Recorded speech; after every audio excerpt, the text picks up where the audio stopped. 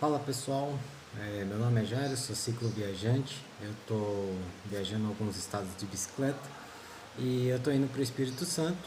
No caminho tem o Pico da Bandeira, aqui no Parque Nacional do Caparaó. Então eu resolvi passar aqui na cidade alta do Caparaó para poder visitar o parque e conhecer ali. A ideia original era acampar lá no parque, passar uma noite para poder ver o pôr e o nascer do sol. Mas chegando aqui eu vi que as condições climáticas, é, de acordo com o equipamento que eu tenho, não estão favoráveis. Então eu decidi que era muito arriscado passar uma noite lá e não vou mais acampar. Então eu só vou até o pico, visitar e vou voltar. E passar a noite no camping onde eu já estou. Como sempre me perguntam sobre risco, sobre se não é muito perigoso, então eu resolvi aproveitar essa oportunidade para gravar esse vídeo explicando como é que foi que eu tomei a decisão de não passar a noite lá e como é que eu tomo todas as outras decisões que pode afetar a minha segurança. Eu sempre gosto de escrever, então por isso que eu estou filmando aqui a tela do computador. Eu consigo entender melhor as coisas, analisar melhor as coisas quando eu escrevo. Então eu uso essa aqui, é a minha maneira que funciona para mim. Então eu coloquei aqui ó, o Pico da Bandeira, os objetivos. Primeiro era conhecer o parque, o Pico da Bandeira. Segundo objetivo, observar o pôr do sol. Terceiro objetivo, observar o nascer do sol. Esses dois seria possível se eu acampasse lá, porque devido à distância, para chegar e ver o pôr e o nascer do sol precisa ser com muita antecedência.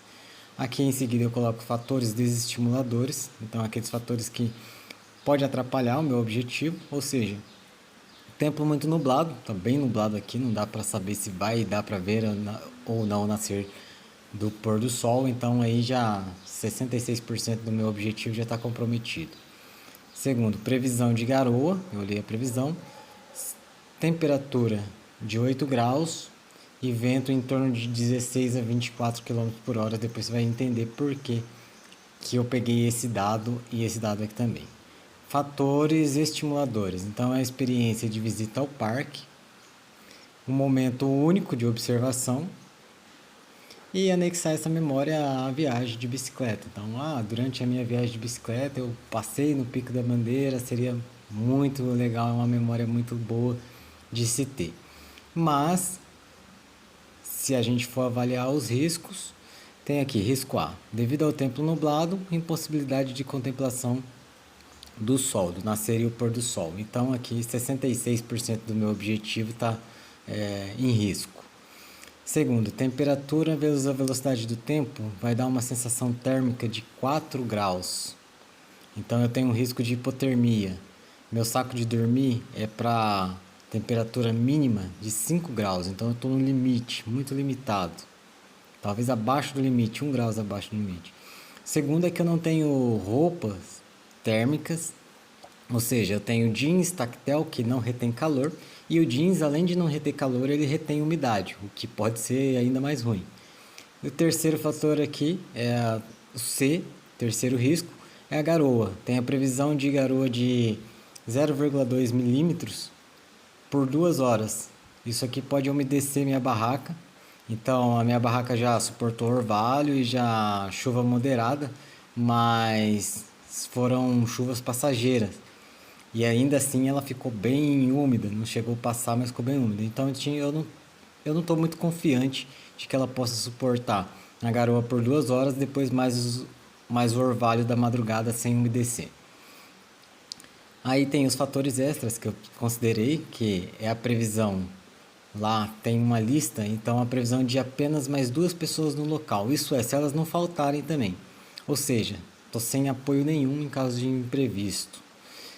Meu rádio, ele está funcionando por improviso, porque a bateria não funcionou, então eu uso uma bateria extra. E se alguma coisa que precisa de improviso para funcionar em condições normais, a chance de não funcionar quando você precisar é bem maior. Então, tenho aqui, logo, sem comunicação. O terceiro fator extra considerado é a cobertura de rede de celular que lá não é confiável. Não dá para saber se vai funcionar ou não. Então eu estou incomunicável. E quarto é a incapacidade de levar tudo que eu for necessário. Então eu não tenho uma mochila cargueira, porque não dá para mim carregar muita coisa na bicicleta durante a viagem. Então eu precisaria levar barraca, colchão inflável, saco de dormir, bastante roupa, praticamente todas as roupas que eu tenho para poder, se for o caso, usar como proteção do frio, alimentos e demais equipamentos. Eu não vou conseguir carregar tudo isso aqui porque eu não tenho uma barraca cargueira.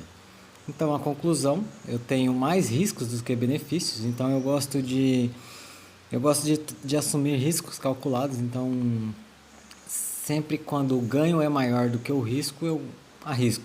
Mas quando o risco é maior do que os benefícios, eu não gosto muito de seguir.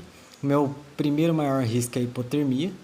Então, a 4 graus, em condições normais, em condições de 10 graus Celsius, uma pessoa levaria 5 horas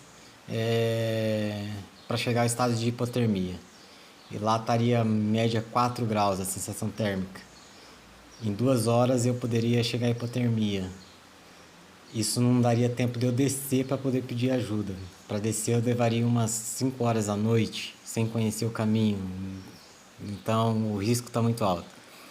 E o segundo maior risco é a impossibilidade de comunicação. Mesmo que eu subisse, chegasse lá, tivesse algum problema, não tinha como falar com ninguém. Se eu começasse a ter sintomas de hipotermia, por exemplo, não teria como falar. E até eu chegar aqui embaixo, mesmo estando em movimento, pode ser que não dê tempo. Então, minha decisão foi realizar apenas o bate e volta, subindo ao pico e retornando no mesmo dia, que eu vou fazer amanhã. Assim eu terei cumprido 33% do meu objetivo e como eu acredito que eu não vou morrer hoje, eu posso retornar melhor preparado e em condições climáticas mais favoráveis em outra oportunidade.